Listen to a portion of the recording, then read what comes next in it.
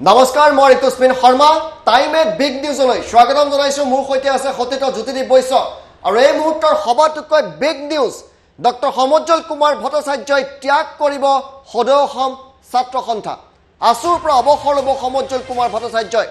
আসুৰ পৰা অব্যাহতি ল'ব সমজ্জল কুমাৰ ভট্টাচাৰ্যই এই মুহূৰ্তৰ বিগ নিউজ দুলীয়াজান অধিৱেশনত আসুৰ পৰা অব্যাহতি লোৱাৰ কথা আনুষ্ঠানিকভাৱে ঘোষণা কৰিছে ৰাজনৈতিক দল সম্পৰ্কটো কেতবোৰ বিস্ফোৰক মন্তব্য কৰিছে তেখেতে আসুৰ অৰাজনৈতিক চৰিত্ৰ অক্ষুণ্ণ থাকিব লাগে বুলি প্ৰকাশ কৰিছে তেওঁৰ মতে আসু হৈয়ে থাকিব লাগিব আসুৰ মই জ্যেষ্ঠ বিষয়ববীয়া নীলকণ্ঠৰ ৰূপ লৈ আগবাঢ়ি যাম শেষ নিশ্বাস থকালৈকে আসুৰ হৈ সেৱা আগবঢ়াই যাম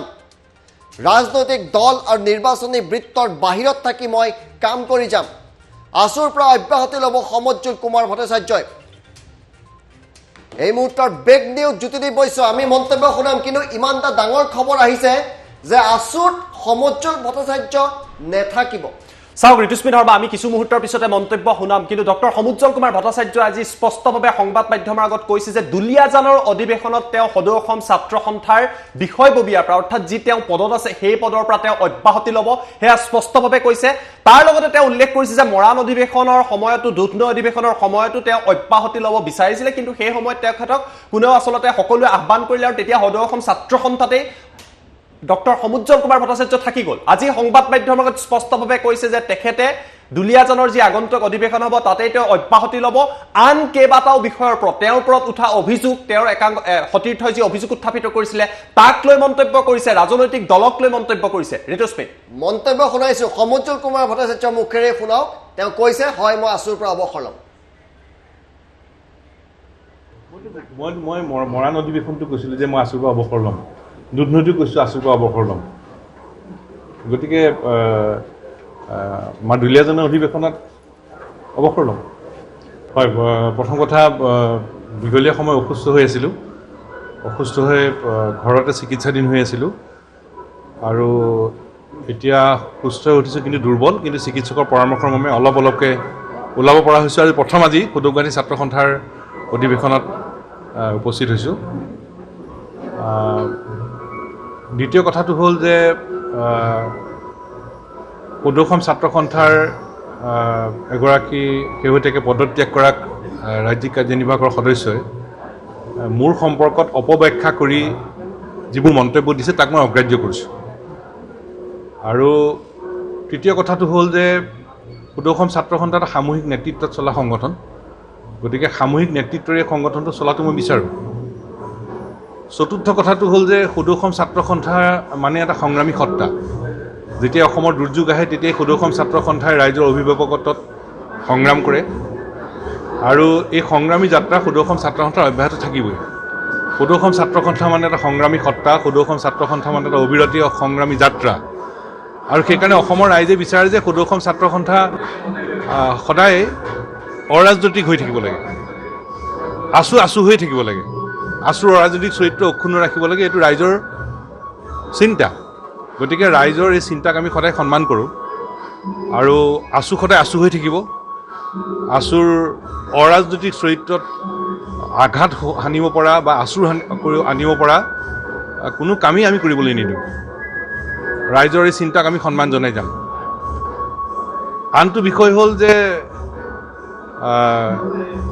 মই সদৌ অসম ছাত্ৰ সন্থাৰ এগৰাকী জ্যেষ্ঠ বিষয়ববীয়া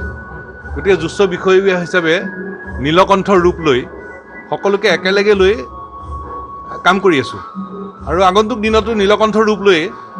সকলোকে একেলগে লৈ মই আগবাঢ়ি যাম আৰু অসমৰ লাখ লাখ ছাত্ৰ সন্থাৰ সদস্যক মই ক'ব খোজোঁ যে মোৰ শৰীৰত শেষ বিন্দু নিশ্বাস থকালৈকে শৰীৰৰ মানে শেষ পৰ্যন্ত মানে নিশ্বাস থকালৈকে মোৰ শেষ নিশ্বাস থকালৈকে মই সদৌ অসম ছাত্ৰ সন্থাৰ প্ৰতি মোৰ সেৱা মই আগবঢ়াই যাম আৰু মই অতদিনে অসমৰ ৰাইজক কৈ আহিছোঁ যে ৰাজনৈতিক দল আৰু নিৰ্বাচনৰ বৃত্তৰ বাহিৰত থাকি মই কাম কৰি যাম আৰু ৰাজনৈতিক দল আৰু নিৰ্বাচনী বৃত্তৰ বাহিৰত থাকি অসম আৰু অসমৰ খিলঞ্জীয়া মানুহৰ স্বাৰ্থক মই কাম কৰি যাম মই অতদিনে অসমৰ ৰাইজক এটা কথাই কৈ আহিছোঁ যে ৰাজনৈতিক দল আৰু নিৰ্বাচনৰ ভিতৰ বাহিৰত থাকি অসম আৰু অসমৰ খিলঞ্জীয়া মানুহৰ হৈ কাম কৰি যাম প্ৰথমবাৰলৈ অৱসৰ ল'ব সদৌ অসম ছাত্ৰ সন্থাৰ পৰা সমুজ্জ্বল কুমাৰ ভট্টাচাৰ্য কিমানটা ডাঙৰ খবৰ জ্যোতিৰী বৈশ্য চাওক আজি ডক্টৰ সমুজ্জ্বল কুমাৰ ভট্টাচাৰ্যৰ আমি মন্তব্য দেখুৱাইছোঁ তেওঁ স্পষ্টভাৱে কৈছে যে দুলীয়াজান অধিৱেশনত তেওঁ সদৌ অসম ছাত্ৰ সন্থাৰ পৰা আঁতৰি যাব তাৰ লগতে তেওঁ এটা কথা উল্লেখ কৰিছে যে ইয়াৰ পূৰ্বেও তেওঁ অৱসৰৰ কথা কৈছিলে কিন্তু তেতিয়া তেখেতক সদৌ অসম ছাত্ৰ সন্থাতে থাকি যাবলৈ ছাত্ৰ সন্থাৰ প্ৰতিনিধিয়ে অনুৰোধ কৰিছিল আৰু সেইবাবে তেখেতে থাকি গৈছিলে দ্বিতীয় কথা আজি মন্তব্যত উল্লেখ কৰিব কিছুদিন পূৰ্বে সদৌ অসম ছাত্ৰ সন্থাৰ এগৰাকী নেতাই যিগৰাকী ত্যাগ কৰিছিলে তেওঁ গুৰুতৰ অভিযোগ উত্থাপিত কৰি একনায়কত্ববাদৰ এটা অভিযোগ উত্থাপিত কৰিছিলে ডক্টৰ সমুজ্জ্বল কুমাৰ ভট্টাচাৰ্যৰ বিৰুদ্ধে আজি তাৰ প্ৰতিক্ৰিয়া আছুৰ তৰফৰ পৰা আজি তেখেতৰ ডক্টৰ সমুজ্জ্বল কুমাৰ ভট্টাচাৰ্যই কৈছে তেওঁ সেই বিষয়টো অগ্ৰাহ্য কৰিছে বুলি কৈছে তাৰ পাছতে ঋতুস্মিন তেখেতে ৰাজনৈতিক দলৰ সম্পৰ্কত কৈছে একেতে কেইবাটাও ডাঙৰ বিষয় কৈছে কিন্তু দুলীয়াজান অধিৱেশনত তেওঁ অৱসৰ ল'ব নিজ মুখৰে আনুষ্ঠানিকভাৱে এইবাৰ সংবাদ মাধ্যমৰ আগত তেওঁ প্ৰকাশ কৰিছে এবাৰ পুনৰ শুনাই লৈছো তেওঁ কি কৈছে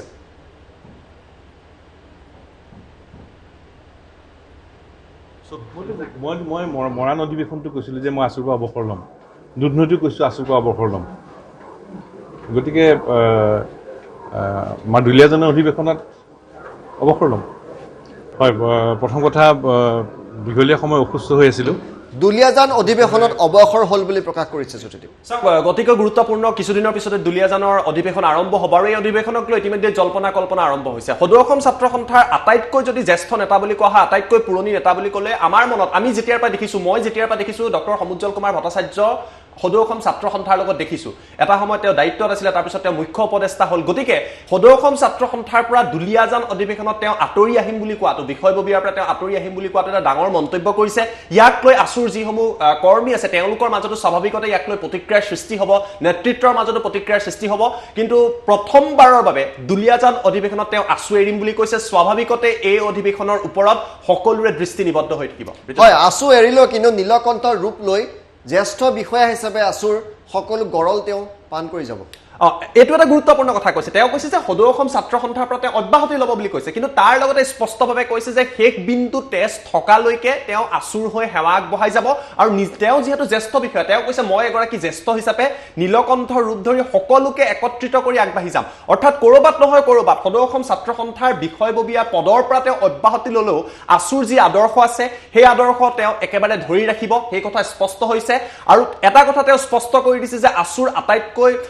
সৰ্বোচ্চ এগৰাকী নেতা বুলি যদি কয় বৰ্তমান সময়ত সেয়াই হৈছে ডক্টৰ সমুজ্জ্বল কুমাৰ ভট্টাচাৰ্য গতিকে তেওঁৰ ওপৰত যথেষ্ট দায়িত্ব আছে সেই কথা তেওঁ বুজি পাইছে গতিকে কৈছে নীলকণ্ঠ ৰূপত সকলোকে একত্ৰিত কৰি যাব আৰু তেওঁ আগবাঢ়ি যাব গতিকে ক'ৰবাত নহয় ক'ৰবাত তেওঁ অব্যাহতি ল'ম বুলি কৈছে কিন্তু আছুৰ আদৰ্শৰ লৈ তেওঁ আগবাঢ়ি যাব সেই কথাও কিন্তু উল্লেখ কৰিছে হয় এই মুহূৰ্তৰ গুৰুত্বপূৰ্ণ খবৰ সদৌ অসম ছাত্ৰ সন্থাৰ পৰা অৱসৰ গ্ৰহণ কৰিব ডক্টৰ সমুজ্জ্বল কুমাৰ ভট্টাচাৰ্য জ্যোতিদীপ বৈশ্য ধন্যবাদ জনাইছোঁ আৰু এই মুহূৰ্তৰ বিগ নিউজত আমি জনাইছোঁ ডক্টৰ সমুজ্জ্বল কুমাৰ ভট্টাচাৰ্যই অৱসৰ গ্ৰহণ কৰিব আছুৰ পৰা অব্যাহতি ল'ব সমুজ্জ্বল কুমাৰ ভট্টাচাৰ্যই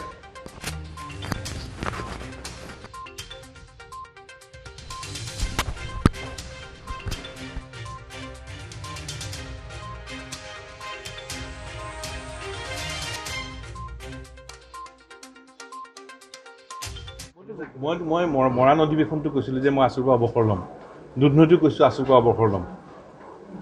গতিকে মই দুলীয়াজানৰ অধিৱেশনত অৱসৰ ল'ম হয় প্ৰথম কথা দীঘলীয়া সময় অসুস্থ হৈ আছিলোঁ অসুস্থ হৈ ঘৰতে চিকিৎসাধীন হৈ আছিলোঁ আৰু এতিয়া সুস্থ হৈ উঠিছোঁ কিন্তু দুৰ্বল কিন্তু চিকিৎসকৰ পৰামৰ্শৰ মৰ্মে অলপকৈ ওলাব পৰা হৈছোঁ আৰু প্ৰথম আজি সদৌ গুৱাহাটী ছাত্ৰ সন্থাৰ অধিৱেশনত উপস্থিত হৈছোঁ দ্বিতীয় কথাটো হ'ল যে সদৌ অসম ছাত্ৰ সন্থাৰ এগৰাকী শেহতীয়াকৈ পদত্যাগ কৰা ৰাজ্যিক কাৰ্যনিৰ্বাহকৰ সদস্যই মোৰ সম্পৰ্কত অপব্যাখ্যা কৰি যিবোৰ মন্তব্য দিছে তাক মই অগ্ৰাহ্য কৰিছোঁ আৰু তৃতীয় কথাটো হ'ল যে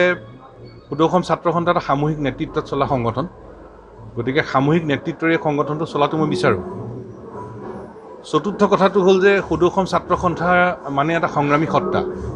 যেতিয়া অসমৰ দুৰ্যোগ আহে তেতিয়াই সদৌ অসম ছাত্ৰ সন্থাই ৰাইজৰ অভিভাৱকত্বত সংগ্ৰাম কৰে আৰু এই সংগ্ৰামী যাত্ৰা সদৌ অসম ছাত্ৰ সন্থাৰ অব্যাহত থাকিবই সদৌ অসম ছাত্ৰ সন্থা মানে এটা সংগ্ৰামী সত্তা সদৌ অসম ছাত্ৰ সন্থা মানে এটা অবিৰতীয় সংগ্ৰামী যাত্ৰা আৰু সেইকাৰণে অসমৰ ৰাইজে বিচাৰে যে সদৌ অসম ছাত্ৰ সন্থা সদায় অৰাজনৈতিক হৈ থাকিব লাগে, আছু হৈ থাকিব লাগে, আছুৰ অৰাজনৈতিক চৰিত্ৰ অক্ষুণ্ণ ৰাখিব লাগে। এইটো ৰাইজৰ চিন্তা। গতিকে ৰাইজৰ এই চিন্তাক আমি সদায় সন্মান কৰোঁ আৰু আছু সদায় আছু হৈ থাকিব। আছুৰ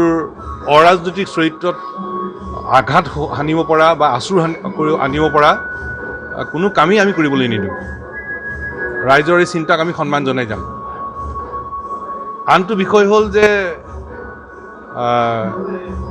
মই সদৌ অসম ছাত্ৰ সন্থাৰ এগৰাকী জ্যেষ্ঠ বিষয়ববীয়া। গতিকে জ্যেষ্ঠ বিষয়ববীয়া হিচাপে নীলকণ্ঠৰ ৰূপ লৈ সকলোকে একেলগে লৈ কাম কৰি আছোঁ আৰু আগন্তুক দিনতো নীলকণ্ঠৰ ৰূপ লৈ সকলোকে একেলগে লৈ মই আগবাঢ়ি যাম। আৰু অসমৰ লাখ লাখ ছাত্ৰ সন্থাৰ সদস্যক মই ক'ব খোজোঁ যে মোৰ শৰীৰত শেষ বিন্দু নিশ্বাস থকালৈকে, শৰীৰৰ মানে শেষ পৰ্যন্ত মানে নিশ্বাস থকালৈকে, মোৰ শেষ নিশ্বাস থকালৈকে মই সদৌ অসম ছাত্ৰ সন্থাৰ প্ৰতি মোৰ সেৱা মই আগবঢ়াই যাম। আৰু মই অতদিনে অসমৰ ৰাইজক কৈ আহিছোঁ যে ৰাজনৈতিক দল আৰু নিৰ্বাচনৰ বৃত্তৰ বাহিৰত থাকি মই কাম কৰি যাম আৰু ৰাজনৈতিক দল আৰু নিৰ্বাচনী বৃত্তৰ বাহিৰত থাকি অসম আৰু অসমৰ খিলঞ্জীয়া মানুহৰ স্বাৰ্থত মই কাম কৰি যাম। মই অতদিনে অসমৰ ৰাইজক এটা কথাই কৈ আহিছোঁ যে ৰাজনৈতিক দল আৰু নিৰ্বাচনৰ বৃত্তৰ বাহিৰত থাকি অসম আৰু অসমৰ খিলঞ্জীয়া মানুহৰ হৈ কাম কৰি যাম।